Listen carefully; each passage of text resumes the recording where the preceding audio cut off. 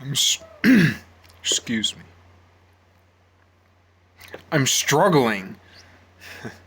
I'm struggling to focus on what this video is about.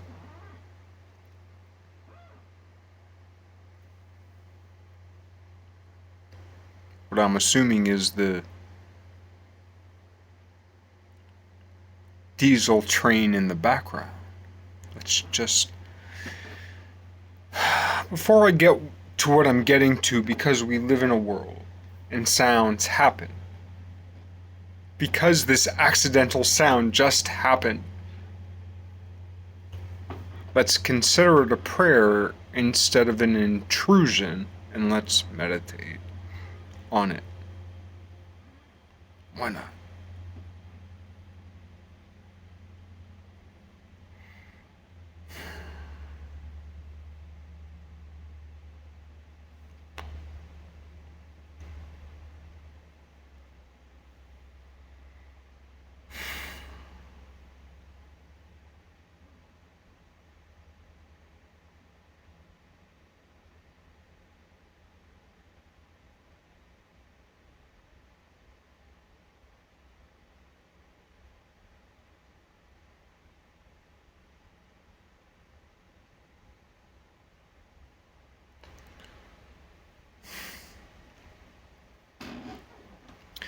What I'm dying to get to, because between the last video I made and this video, I've had somewhere between a trillion and a quazillion thoughts, ideas, explosions that I want to get to, and most far exceed. More than most far exceed my capacity to relay. But there's always something about the way in which all those thoughts spiral down to the point where I finally press record.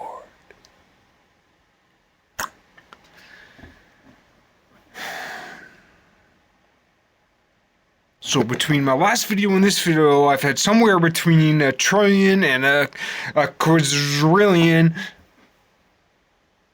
ideas that went like this. And where I was like, am I gonna press it? Am I gonna press record? Am I gonna do it? This time? Whoa. Oh, oh, oh, oh, oh. Because for some reason this is the life I've chosen to live.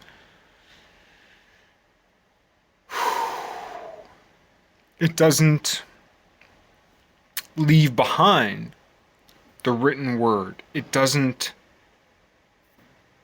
negate, it expands upon.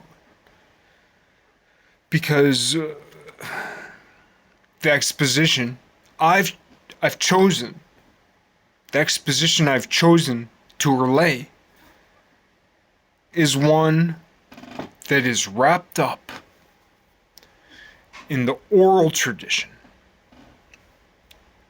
and the visual tradition. I know my videos are shit, but I also know my videos are visually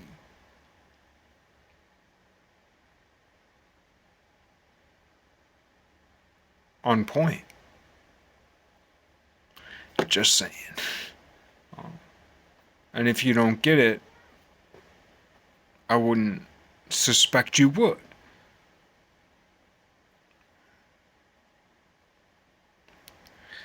But for those of you who get it, you are who I'm talking to. Because I'm talking to the people who can understand the holography of what was written. Because they say read between the lines, right? So we think of reading the blank spaces between lines, but also reading between the lines means.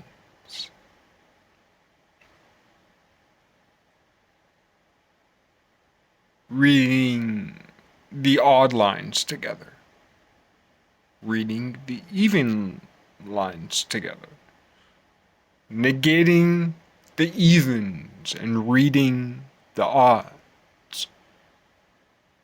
In this book, in that book, in this translation, in this printing, in this publishing. There's a reason why what comes into your hand comes into your hand. So today, I turn over stones. That's all. I turn over stones. I'm in a riverbed. I was born near a stream. You were born near a stream. There's a stream you were born most near. And we die by a stream. And all those waters over a time conjoin. Dear, sweet, beloved mother, Heraclitus, her Aclitus.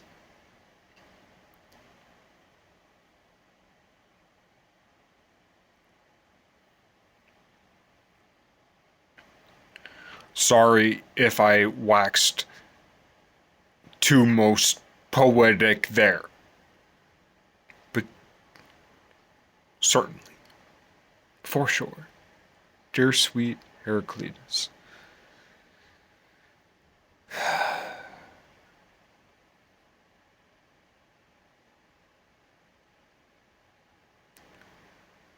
One,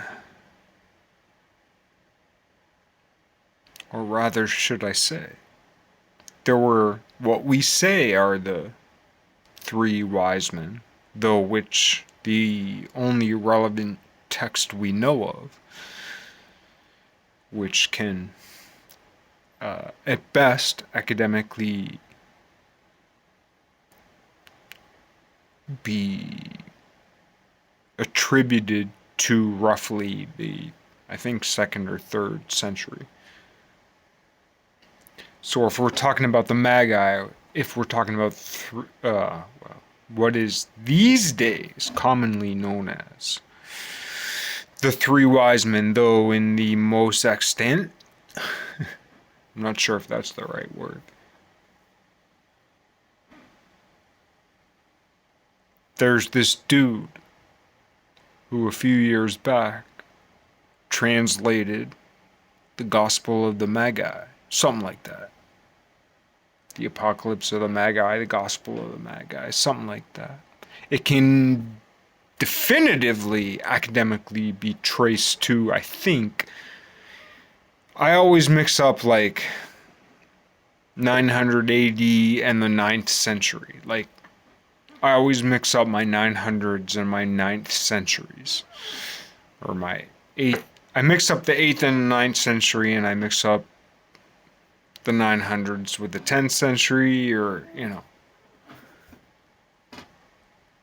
But somewhere in that region, the text of the Gospel of the Magi, or the Revelation of the Magi, the Apocalypse of the Magi, it was Brennan or Brenton or something Landau. I think that was his last name. He's only got a few thousand views on the interweb as of today on YouTube. And this is the funny thing about what it was, is that all along, all these years, and the historiosity or the provenance, and it's interesting the way those two words combine, and how there aren't many people who use both the word historiosity and provenance.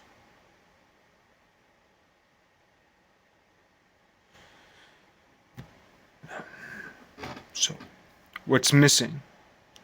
Or rather, should I say, what's coming? This is impromptu, I just thought of this.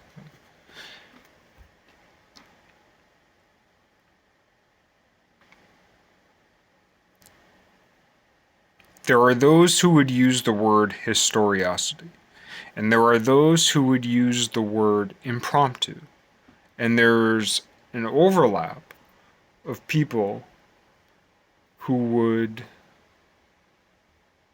put those words together. And it's a relatively small overlap worldwide. We must remember it's only, give or take, a lot, but it's only about a third of the world that has the interweb. Give or take a lot today. So not everybody has Wiktionary and Wikipedia and Khan Academy, and not everybody has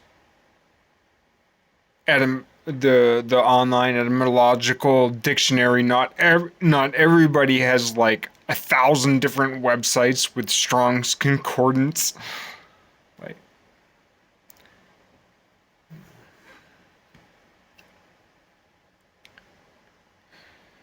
but for those of us who have these devices in our hand, we are so responsible.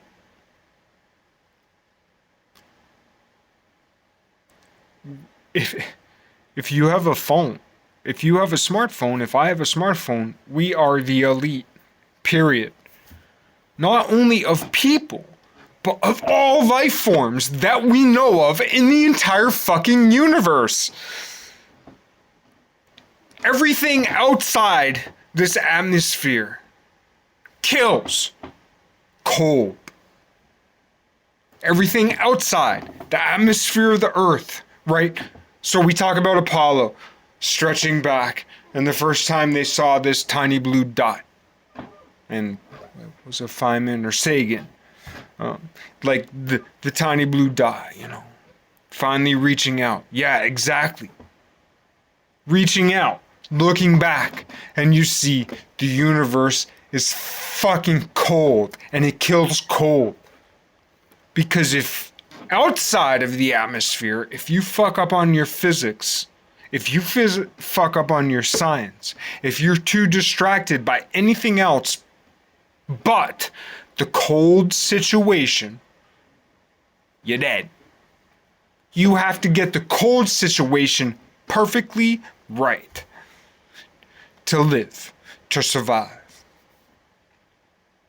But inside the atmosphere, the globe of the earth, inside the atmosphere, right? What do you have to get right? You have to get right the story.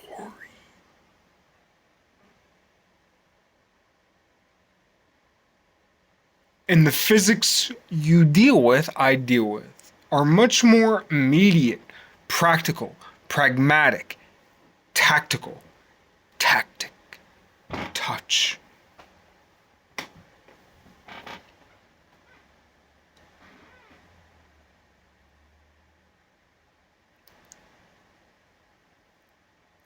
So at the same time, we have to think outside the box and break the bubble. We must remember that.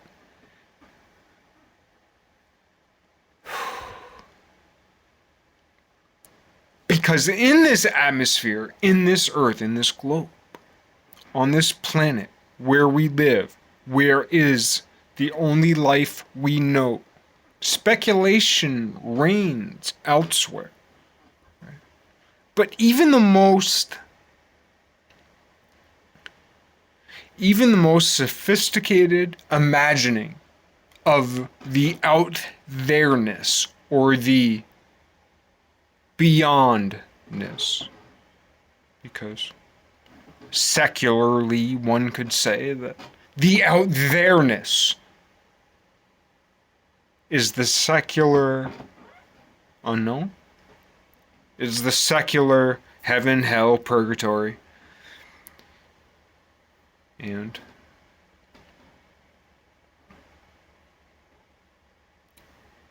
the in-here-ness of the globe. So far as the sciences go, like biology isn't. See, it's so crazy because we set this whole Darwinian biblical split, yet it's not the split, it's the crux. It's the crossroads. It's the place where everything meets.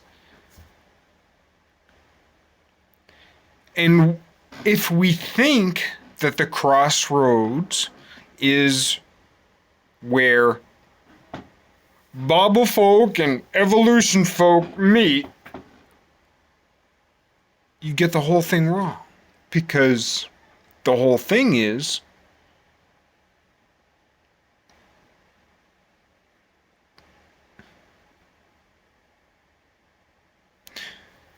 those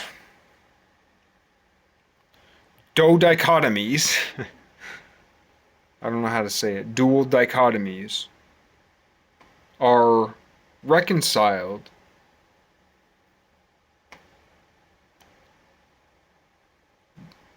in what looks 45-degree rotation, but which is really orthogonal.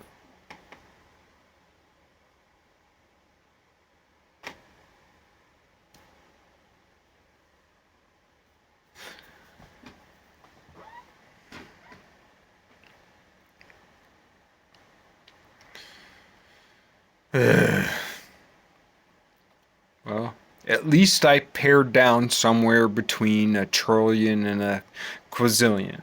And about an hour ago, I started jamming on other stuff, and I've had about 10,000 ideas for different videos. But the one that has stuck wasn't the one I just said, that was impromptu. An immediate preface to the point.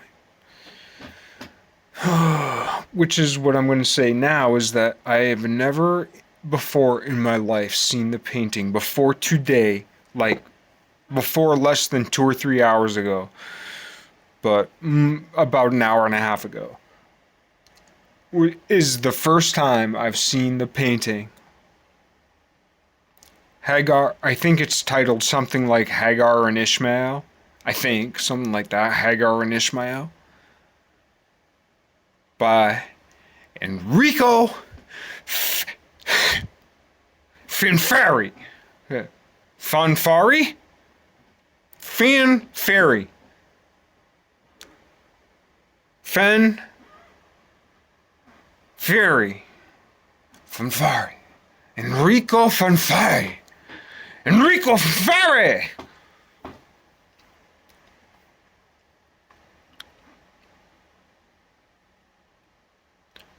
I deliberately didn't look up anything else because as soon as I saw that image,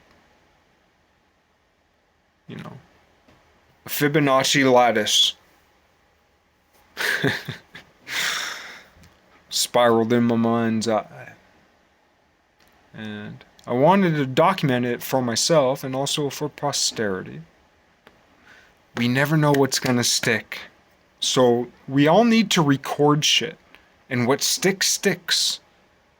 And even if, like, say you, say me, say we, say I record 1,000 videos,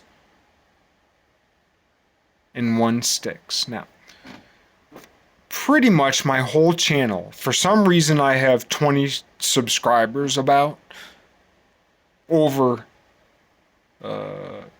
10 years plus. So I've had this channel for about 10 years. I have about 20 subscribers. And, but I'm not even doing it for them. I'm definitely doing it for me. But, you know, mostly I'm doing it for the future. So, say I make 2,000 videos. Say I make 10,000 videos. Say 10 people watch them.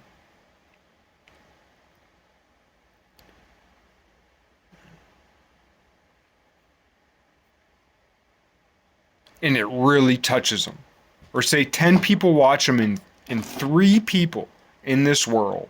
So say I do nothing else in my whole life, but like go to work, do as little as I can, every so often a little more to keep pace,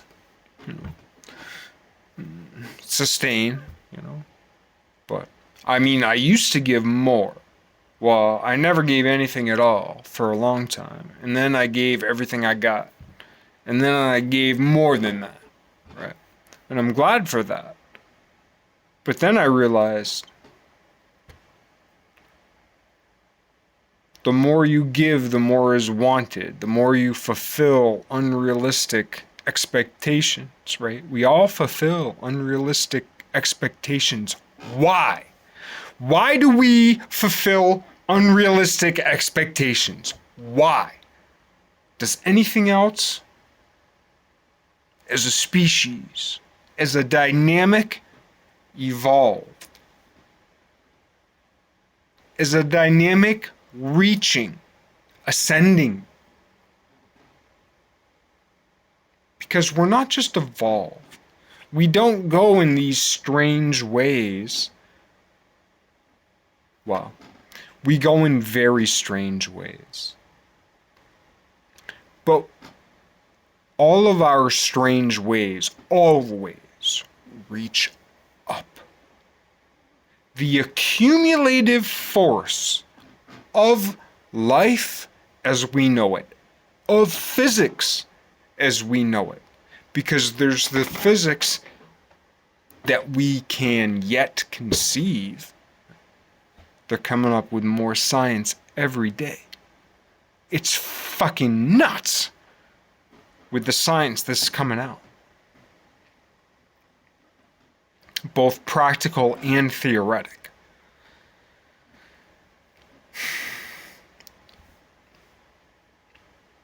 Outside the atmosphere of the earth, which most people, religious or secular or ambiguous or hardcore scientific, like whatever the case may be, there's not a lot of people who are hardcore, like beyond the atmosphere is alive. But we know within the atmosphere is alive. We know that within the atmosphere is alive. And we think of life and we think of beauty. And now, here we are. If you're watching this, you have a phone or a computer. We, you, me. If you have a gazillion dollars, if you have a trillion, billion, million, thousand, hundred, if you got one fucking buck, you're better off, I'm better off, right? And trust me, I'm reminding myself of this because this isn't the way I go through the world. I go through the world like this. Really, But for posterity, like, if nowhere else, this isn't the way I go through life, and I wouldn't suggest that you do. I'm not calling anyone to go proclaim this to your neighbor or your mother or your father or your brother or your friend I'm speaking completely to the inner. Why? Because it's coming completely from the inner. Why? Because I myself am not brave enough and I wouldn't dare in this climate to go out this much out there. But fucking A right. It's the same thing with the world, man. What I'm saying. Because inside the atmosphere of the world, something different happens than outside of the atmosphere of our planet. Outside the atmosphere of our planet, so as we see it, it's cold. Inside the atmosphere of our planet, so as we see it, it's hot. Death outside the atmosphere is a cold phenomenon. Death inside the atmosphere is a hot phenomenon, mostly. Because mostly death within the atmosphere, and what do I mean by death? I mean something comes from a womb or from an egg. and dies. And that thing which comes from a womb or from an egg, more or less, captures warmth from the sun or from the sun and from the mother and from the mitochondrial, which is a mother process. Every cell has an inner mother. I mean, if you're into symbolism, that's a pretty fucking big deal.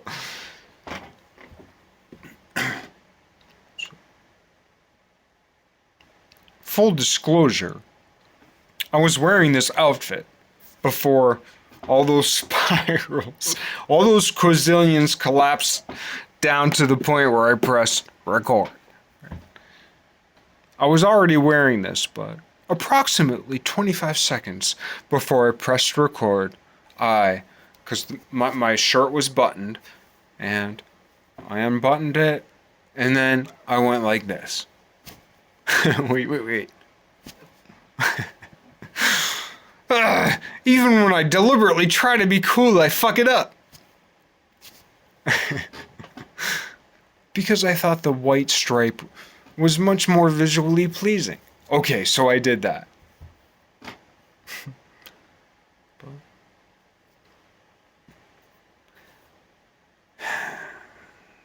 It's a tough road. There are many tough roads to plow.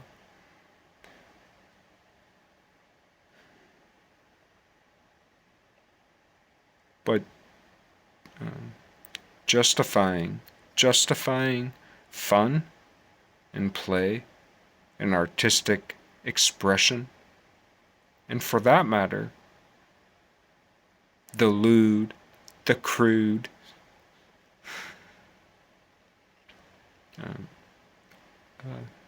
justifying these topics and speaking about them fully with goodwill, that is a tough road to plow. There are many other tough roads that are much more like angry and that don't fit into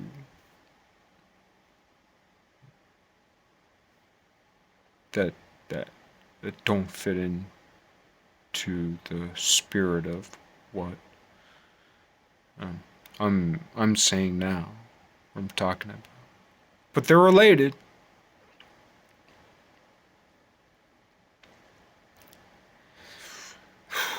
So I've traced enough step leaders for today to get to what I'm getting to. Hagar and Ishmael by Enrico Fanfare.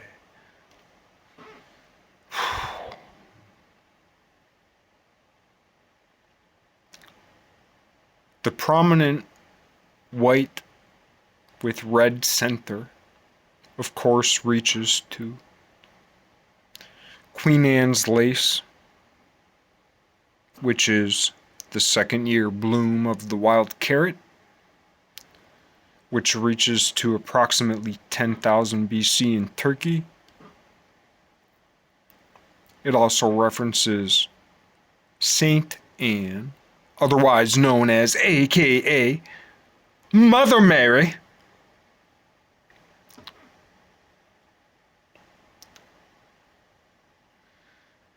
And Queen Anne. I believe of Denmark, I don't know. Married to who? James II?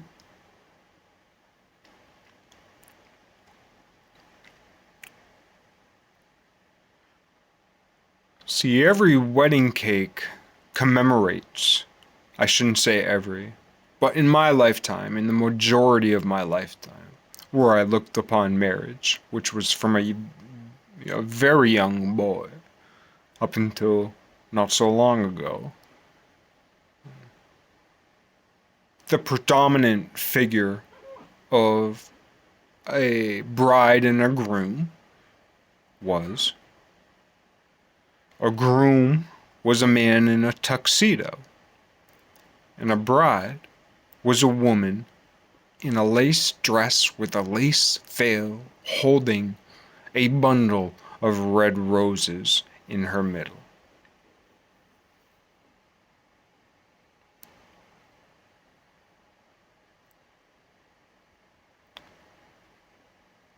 So I'm here for the first time in human history that I know of to commemorate what that actually means in the simplest fucking way you can ever fucking imagine. And this is one of the reasons why today is the apocalypse, because I'm about to tell you something so true, right? And I'm not trying to brag. I've been allowed to say this, and trust me, it reaches far beyond me.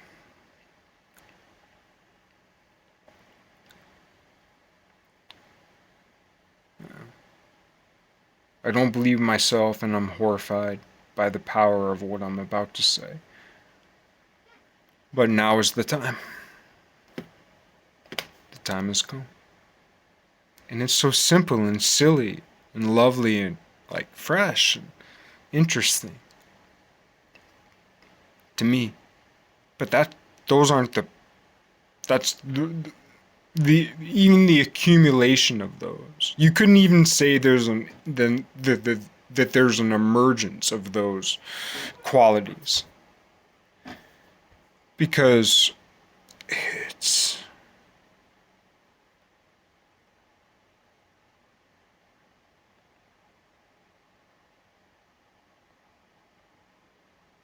it's not an emergence. It's an expression. And for that matter, it's not even an expression, though it seems, as it also seems an emergence. But what it is temporally, oscillationally affixed. So it's temporally affixed, but it's an eternal emission.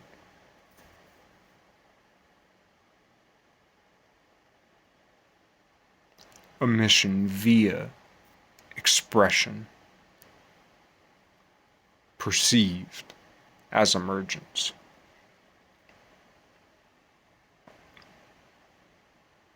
They're all valid in their way, in their domain.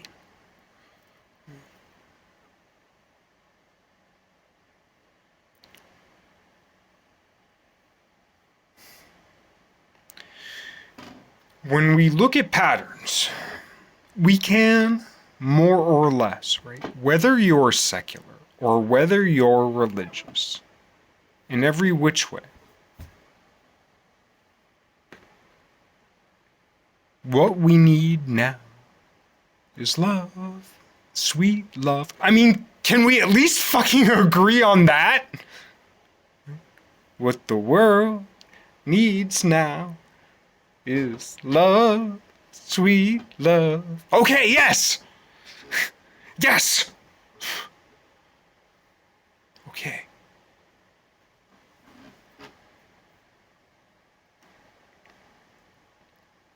So, even if one, right?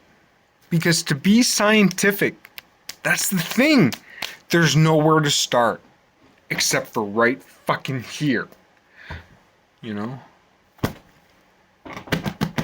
This thing, me, this is where I start. Where did I start? No fucking idea. So my interest, and don't just think of that as like what I'm interested in, but also think of like the interest of interest in mathematical exponentiation, right? Interest, E, Euler, the most powerful force in the mathematical world, so they say.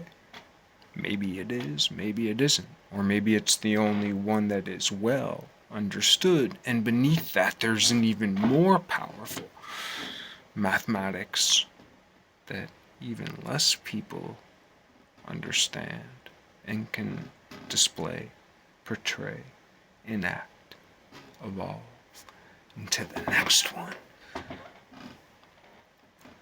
Maybe, But anyway.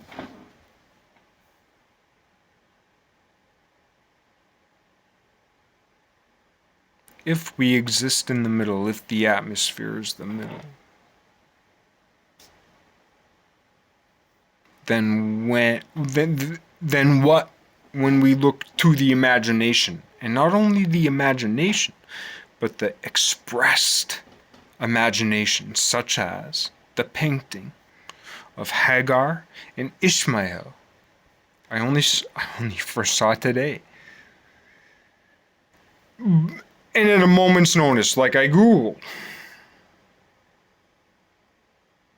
Because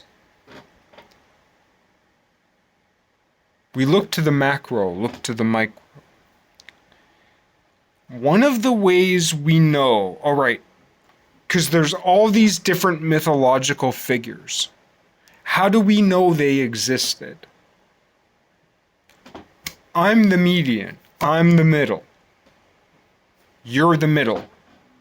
Your mom's the middle. Your dad's the middle. What are they looking at? What are they looking at? What are you looking at? What are we looking at? What are the different we's looking at? What are all these different shapes, all these different intersections of communications? All these days, we talk about them as nexes. So we see all these points with lines and points with lines, which is fucking awesome. And it depends on how we define that, because we could define that type of thing in the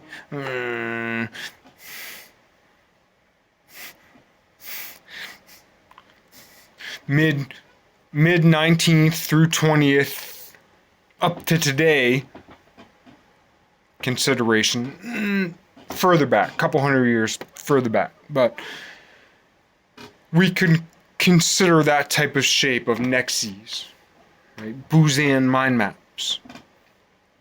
But if we think of points alone and centers versus spheres, or versus even combobulated spheres that have both concave and convex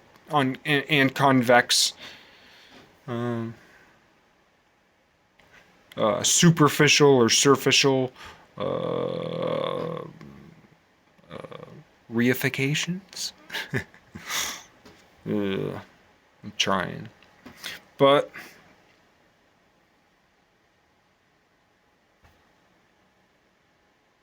anyway, what I'm trying to get to is that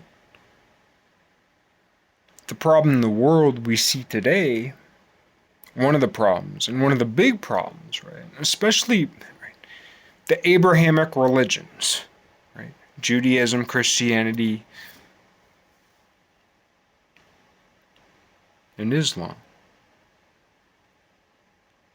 that really does constitute most of faith, most of religion as we know it on the face of the planet. It must be dealt with in every which way. Must.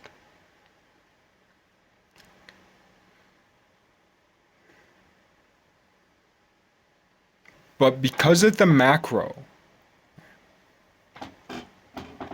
so the West, right, let's put it this way. Let's strip away the bullshit and get down to the nuts and bolts of it. Let's talk in common notions and colloquialisms about common sense shit. That's plain as day. America runs the fucking world. In so much as any entity runs the world, America runs the world today. America, as we know it, and God motherfucking praise the root word of fucking America, which is Mary, which is the Egyptian word for beloved. 18th dynasty, specifically.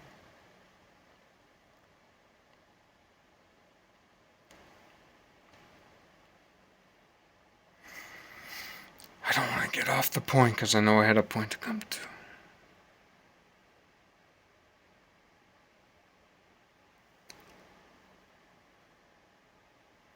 America props up Israel. Period.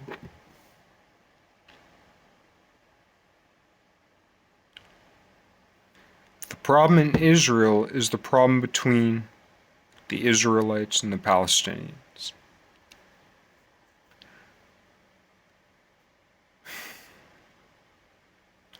The problem, nobody in the world sticks up for both the Jews and the Palestinians than the United States. The United States is strongly divided, 50-50.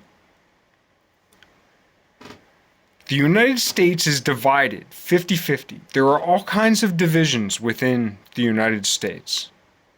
But like currently, the Democratic Republican quote unquote polarity is very, very close to 50-50 split.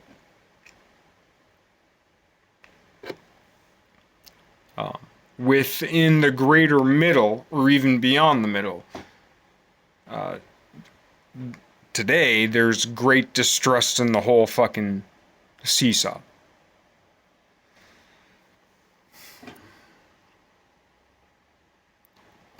America props up Israel more than anybody else in the world. America protects the Palestinians more than anyone else in the world. People would disagree with that.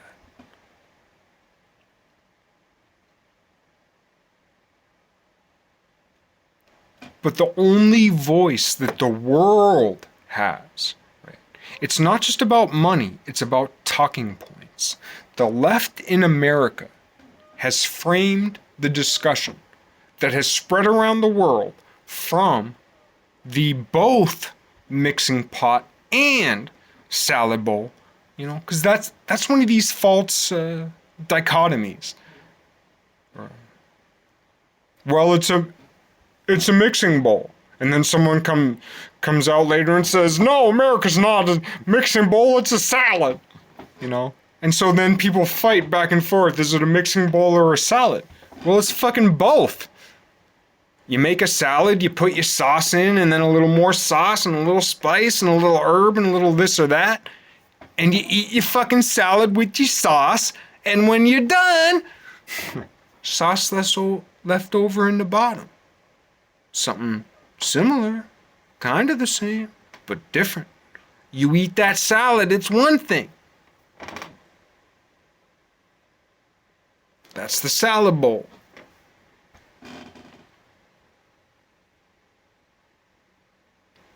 And when the salad's gone, that juice in the bottom,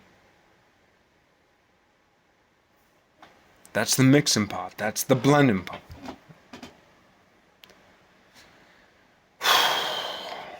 What I'm trying to get to. Well, a couple things. I might as well mention it. That beautiful painting, Hagar and Ishmael, by Enrico Fanfari. Oh God, it's a beautiful, dude, I'm a voracious image eater. I call myself a voracious image eater.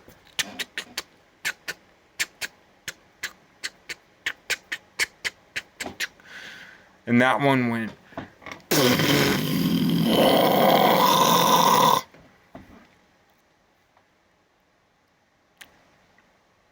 And reminded me that I have a notion in my heart, right? And for me, that's the focal point. For me, that's the focal point.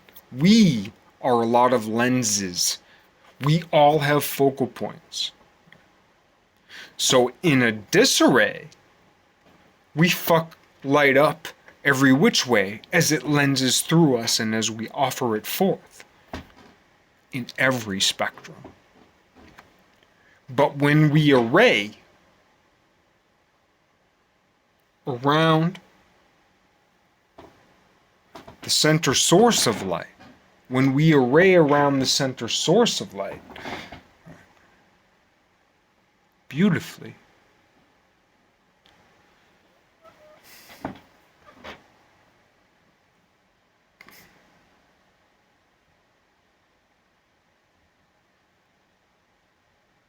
There's nothing we can't do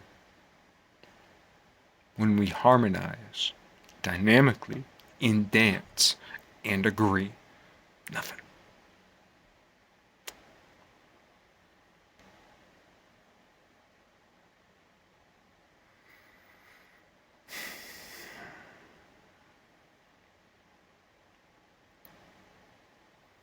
In the macro, so far as the biblical story goes, the micro of what I'm talking about is Abraham,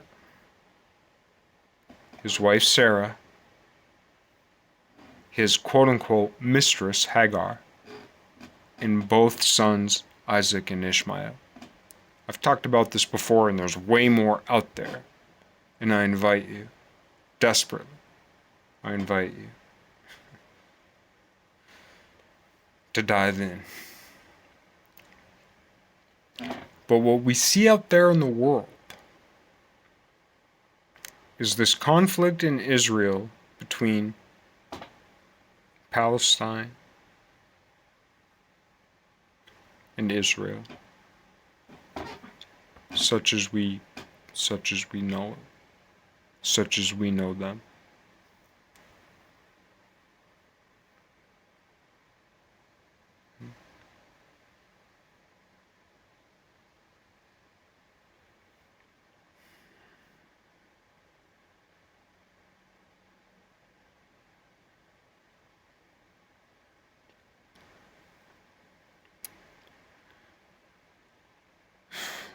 Which is basically a confrontation.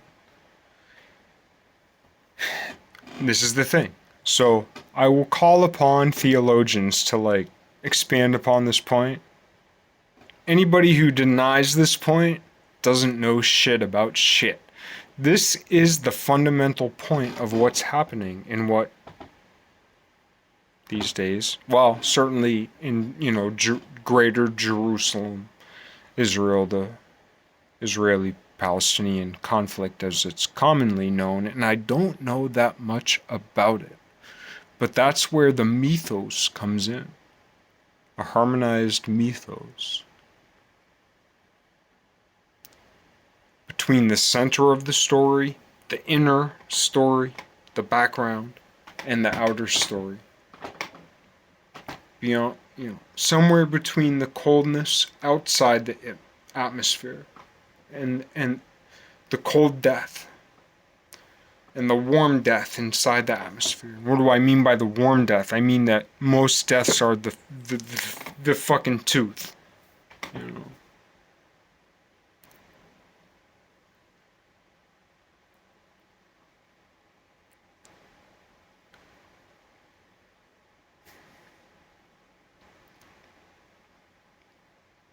And anything that succeeds more or less has to sneak around.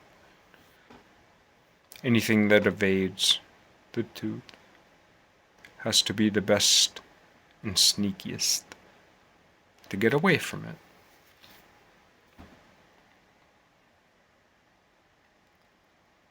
But everything that's happening in Israel today, the Palestinian-Israeli conflict, is absolutely, mythologically, it's the logos and the mythos, the story and the logic, the word and the Mailu.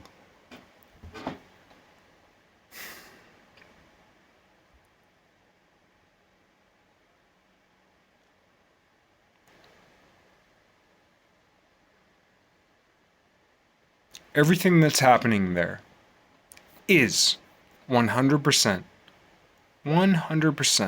related to Abraham, Sarah, her servant Hagar, Abraham's baby mama, and Ishmael, and Abraham and Sarah's Isaac.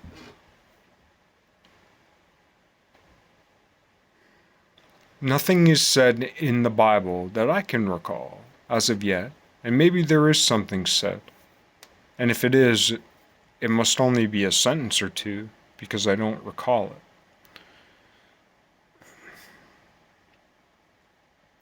And it certainly, here's the thing. Isaac and Ishmael were half brothers. And, so far as I know, in either text, the way they felt about each other, the way they felt about each other, the way they felt about each other was not expressed.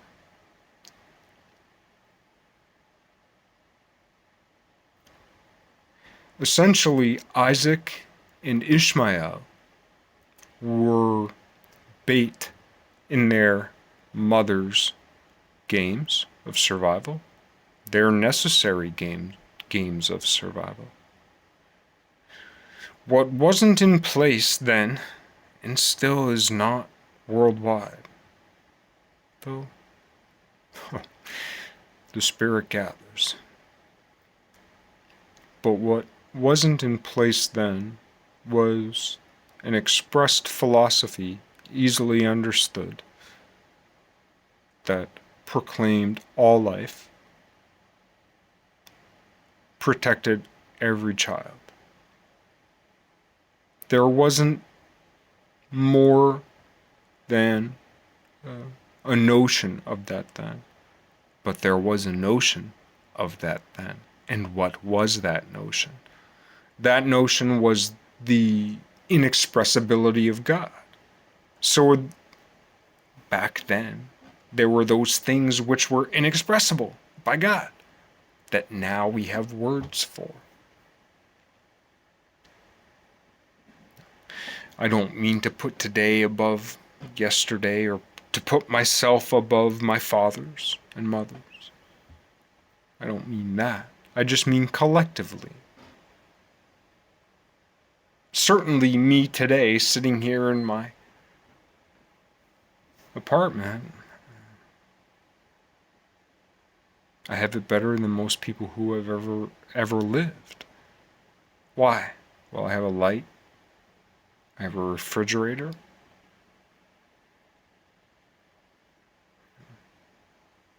It's pretty good.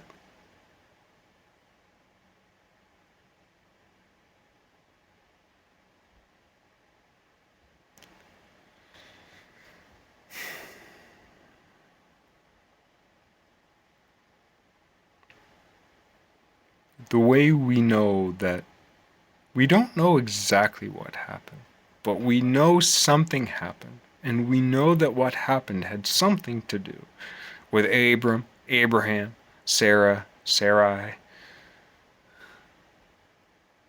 Ishmael, and Isaac. We know. Why?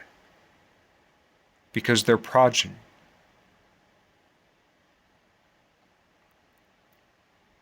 Palestinian, Islamic, mostly. I'm stereotyping, yes. Why?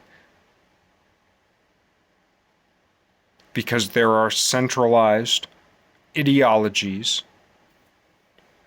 personalized, personified, in conflict. And there are more than loose centralizations, philosophically, theologically, politically. So sometimes stereotyping is, well, yeah, not just sometimes. It's not some kind of like highfalutin thing to think about, like we must generalize. Have to. The shit going, everything that's happening in the Middle East kind of boils down to the fact that Islam more or less assumes a lineage from Ishmael. And the Judeo-Christian assumes a lineage from Isaac. And that's what it all comes down to. if the West is the power of the world, and if the West was born from the Middle East, and if America is the dominance of the West that harkens back to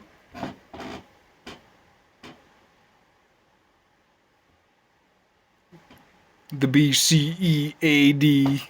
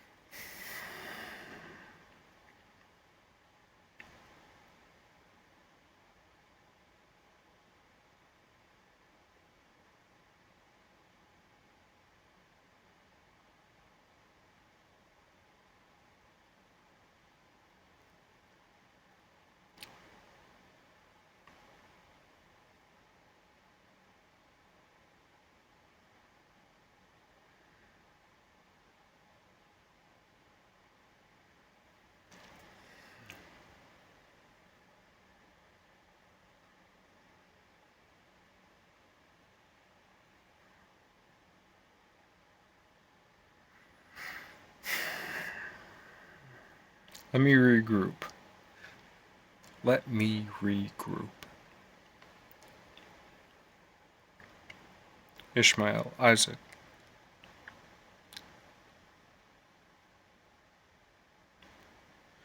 The conflict today, if we boil it down to that place, it can be boiled down to other places.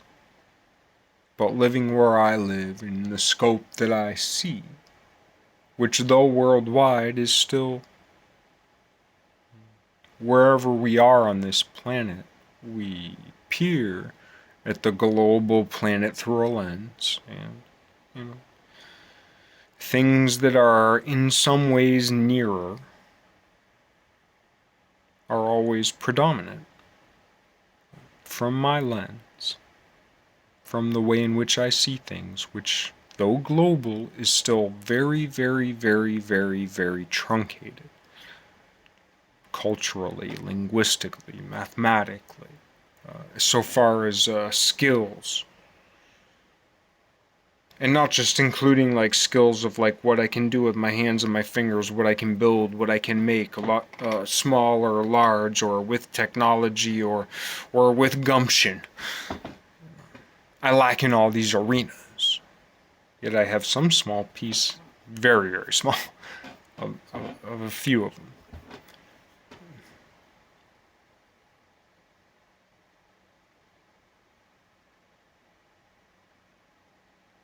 Might need to regroup again. I keep forgetting I'm trying to get to Fanfare, Enrico Fanfare, Hagar and Ishmael, Sarah, Isaac, Abraham. Because the macro is in a I wouldn't dare say any spot on the earth is a center of centers, but there are arguable center of centers. So it's something we have to deal with. Because if we can ascribe a center of centers to any place on the planet, there's an argument to it. There's a following for it, from it, to it. There's something to discern. So that's kind of all I'm saying. Like, it must be dealt with. Because we can conceive of a center of centers, of the earth, of the planet, of the world, of humanity. There are many who would ascribe the center of humanity to Jerusalem, but also the greater Middle Eastern region. And Mecca, never mind Petra, but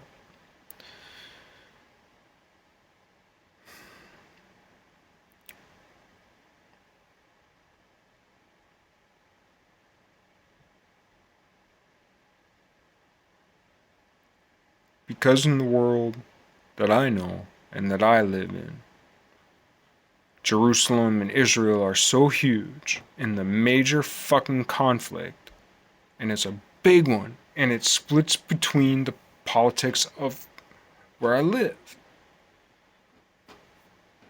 Kinda. Well, not kinda. In a big way, politically.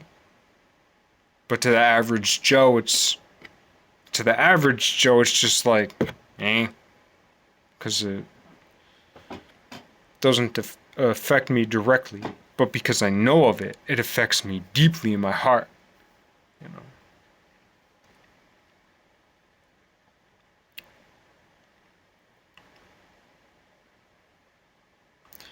But it all goes back to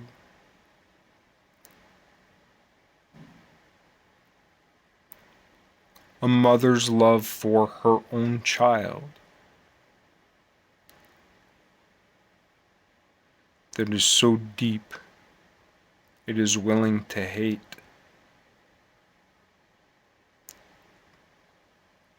the mistress's child or the wife's child. Some husbands and wives love each other, and they stray in times of weakness. Some husbands and wives hate each other, marriages of convenience. And when they stray, it's a good thing. If they're reaching closer toward love, right?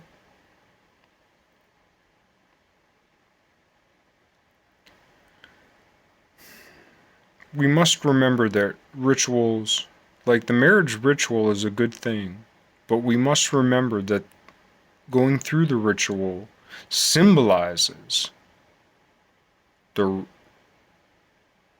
real thing happening. It doesn't mean the real thing happened.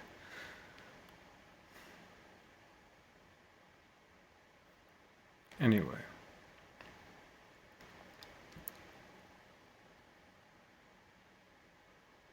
The conflict, the easiest way to boil down what could be claimed, I'm not saying it is. I mean, there's a lot of big things, but a lasting centralized contention for 1,000 years, roughly, is boiled down into the conflict between Israel and Palestine, and the Americans publicly fund Israel mostly, and privately, one could say, fund Palestine mostly, if not just in talking points, but talking points hold sway globally from America. It's just the truth. I'm not saying it's the only factor. I'm not saying it should be that way. I'm just saying what I see from where I stand. You know? I invite your rebukes and corrections. I just want to know more and learn. I'm reporting. I'm witnessing. I'm telling you what I see from where I am. Okay?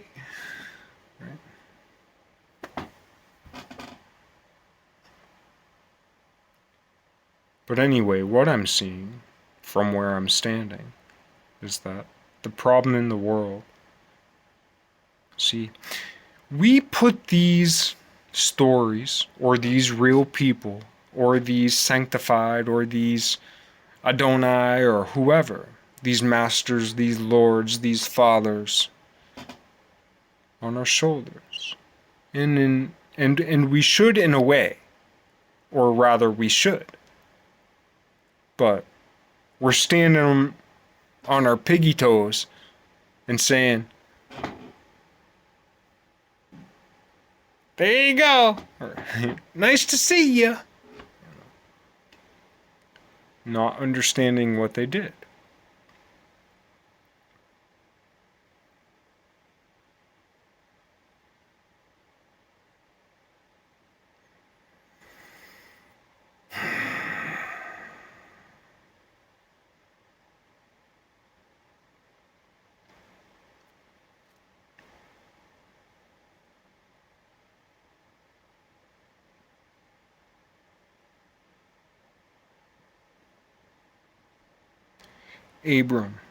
Abraham had two sons, and he had to choose. And if you read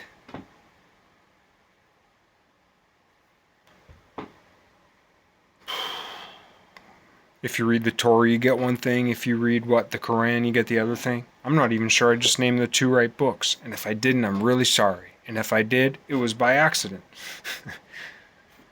So if I got it right, don't praise me for it. If I got it wrong, don't hate me for it. But the general story is that, in the Judeo-Christian religion, Abraham was gonna kill Isaac, and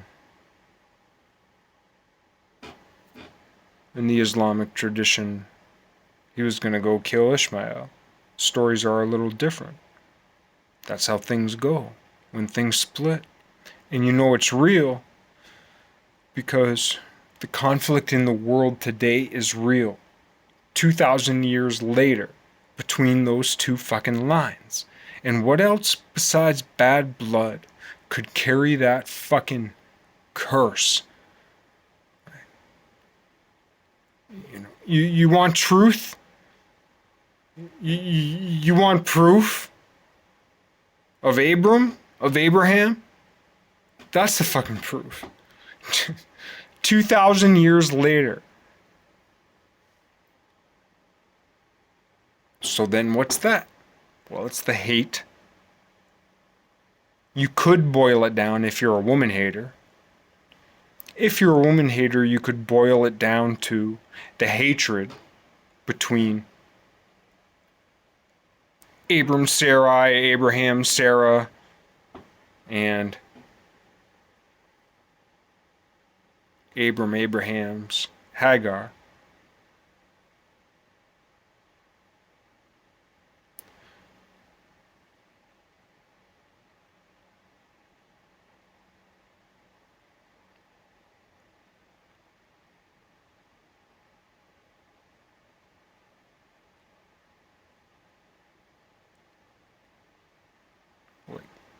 The most famous religious conflict in the world, definitely. One could say the religion of religions, and the greatest conflict, right there at the heart of the matter. And what's it all got to do with? It's all got to do with Abraham, Sarai, Sarah, Isaac, and Ishmael.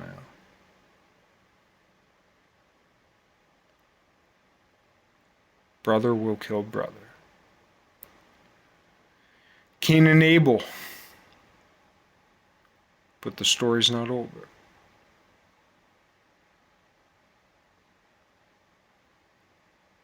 It's still two brothers competing. And it's not their fault. It's their parents' fault. It's not Cain and Abel's fault what happened, either way.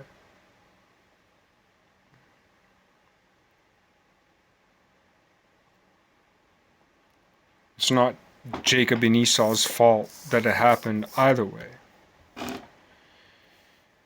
They were all born into a butcherous world where truth strives, and we can see a history of truths striving. And it is both mythological and logical. It's funny that we talk about the mythos and the logos.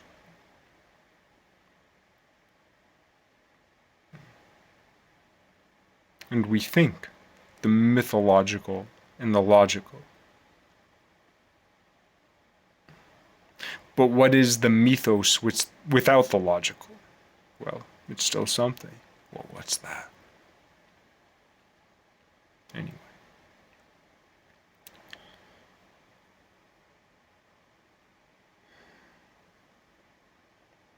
We in the West have failed to recognize Ishmael. We kicked Hagar and Ishmael to the curb.